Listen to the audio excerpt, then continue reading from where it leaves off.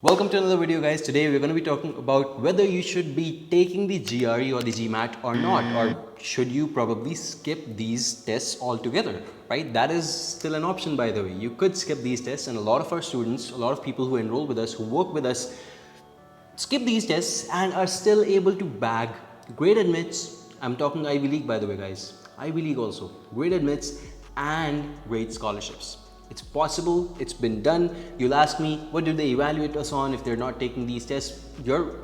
All of the other attributes, right? There's your GPA, there's your extracurriculars, there's your SOPs, there's your LORs, there's a whole lot of things that you mention in your application. Sometimes there's interviews. All of these things are actually material that they evaluate you on. That's more than enough in most cases than just another test score, right? So all of that is going to actually reflect on who you are as an applicant. But hey, you know what? A lot of you should take the GRE, a lot of you should not. In this video, I'm going to clarify which class do you fall into and should you actually take it. I'm going to make it real simple. I'll just have two buckets over here. If you're in one, you have to take it. If you're in the other, you don't have to take it. All right, that's about it. Really, let's get started. So guys, before I even tell you about the cases, I want you to understand there are plenty of universities waiving off the GRE. Universities outside of the US, in Canada for the most part, they don't require the GRE at all. In fact, many universities in UK also don't require the GRE at all. If you're targeting the US, you're probably thinking, hey, we're unlucky, we may have to take it, right? The answer is no. We have students who specifically come to us and tell us that we don't want to take the GRE or GMAT. So give us universities based on our profile, ambitious, moderate, safe, everything that does not require the GRE.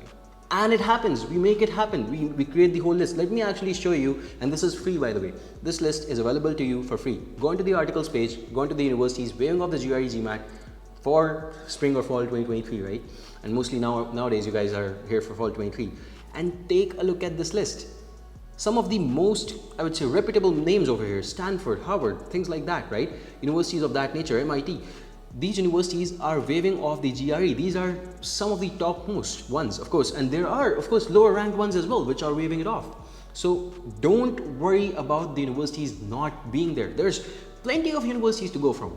You could choose a lot of these from this list, by the way, and this is with proof. You click on the Learn More link, you'll be taken to the official website where you can actually verify that all of this information is correct. Okay, you can verify it. All right, anything that we've mentioned, it's quoted, it's taken from that official website only. All right, so all of that, we have about 65 good universities over here, guys, and this is not all, by the way. When we do the shortlisting for you guys, and if you're interested, we could do it for you as well. We could build GRE waived universities for your profile, ambitious, moderate, safe. But when we actually do it, there's so many more of them, guys. So don't sell yourself short.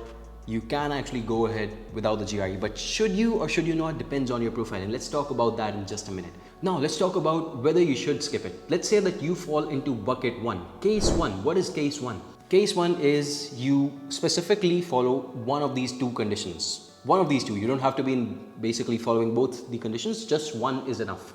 Either your profile is not that great, okay, and you would know what I'm talking about when I say your profile is not that great, okay, I'm assuming you do. Or you have too many constraints. And remember, let me just give you the options over here. What does this mean? What does it mean, having too many constraints? I don't really have them, right? You might. Let me tell you about that. Location constraints. Hey, I want to be specifically in Chicago. That's where I want to go. That's it. Nowhere else. It's my family, it's my husband, it's my wife, whatever it is. You want to go to Chicago specifically. Metaphorically speaking, it could be California, it could be anything, right? I want to be in that particular location. That's one big constraint that you put yourself with there. Basically you cannot get out of that now. There are very limited universities. Out of the thousands of universities that you had, now you only have a couple dozen in your bucket that you can choose from. Sometimes not even a couple dozen. Sometimes you just have like 5 or 6, and that's all, really. So that's one big constraint right there. There's specific university constraints. Hey, if I don't get into MIT, Harvard, or Stanford, I don't want to study. I don't even want to do my master's or my bachelor's or PhD, whatever it is. Big constraint. You're going to have to worry about these universities because even if one of them is taking the test or requires it, you have to take it, right? There's the 3-year bachelor's degree. 3 years bachelor's degrees, you guys, you sometimes have great profiles, but you're looked down upon simply because they want you to do a 1-year postgraduate diploma. But let me tell you, that is not required. We have sent students in without that. Not needed, not required, don't worry about it. But that's a constraint. Understand that. Very low budget. Hey, I do not have more than $25,000 to spend. That's a low budget constraint that you just gave yourself over there. You should be taking the test. Uncommon program. Hey, I want to study this particular program, which is a mix of, computing and hotel management. There may just be 2 or 3 programs like that in the whole wide world, not just speaking the US also. So you have put yourself in the spot over there, right? That you have a very specific requirement, as you can understand.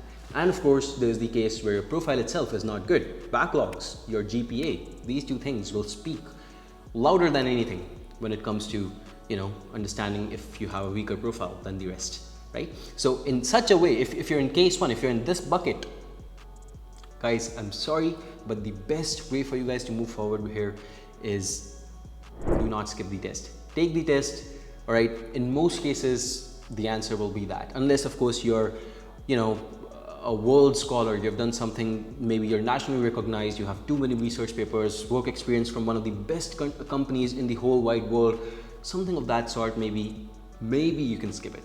But 99%, if you have such constraints or a bad profile, you should be taking the test. And I hope I could make myself clear why, even though I've showed you there's so many universities waiving it off. But I hope you understand exactly why, because you've just shortened that list to a very small number with these constraints, okay? So even if you fall into one of these, just go for that. Go for the GRE. Point number 2, case 2, the good guys. You don't really have to worry about the GRE. Who are you? Great profile, common program. How do you know it's a common program? It's highly competitive. But you don't need to take the test because there's too many universities offering that program. A good example would be computer science. A good example would be MBA. A good example would be electrical engineering. A good example could be anything, right? It could be Masters of Finance also. But a lot of universities offering the program, and you should have time. Remember, you should not be applying when all the university deadlines have gone for the most part, but as long as you are fulfilling this part of the constraint, you have a decent profile, common program, and you're applying in the right time, you don't need to worry about the GRE. There's so many universities that I just showed you. Go onto that page, take a look, and you can basically probably just create your own shortlist from there. You don't really have to do a lot of research there. And of course, I'm assuming that you have very few constraints, right? You don't worry about the location so much, you don't worry about the this thing or that thing so much, maybe just the ranking, but you got yourself that sorted because your profile is good. That's about it. Don't take the GRE. That's good enough, right? So I hope you guys understand. There's 2 very specific buckets over here, and really, it's either one or the other. You cannot be in both. I'm pretty sure about that. I've created that distinction very, I would say, clearly, right? But either way, thank you so much for joining me. Make sure you subscribe to the channel because there's more such content where that came from. And of course, follow us on Instagram where you can connect with me personally. Leave me a message. I'm happy to hear from you, and I'll try my best to reply as soon as possible. I know sometimes there can be delays, especially during the busy season, but I read every single one of your messages. Right? Thank you so much for being here, and I'll see you in the next one. Goodbye and take care until next time.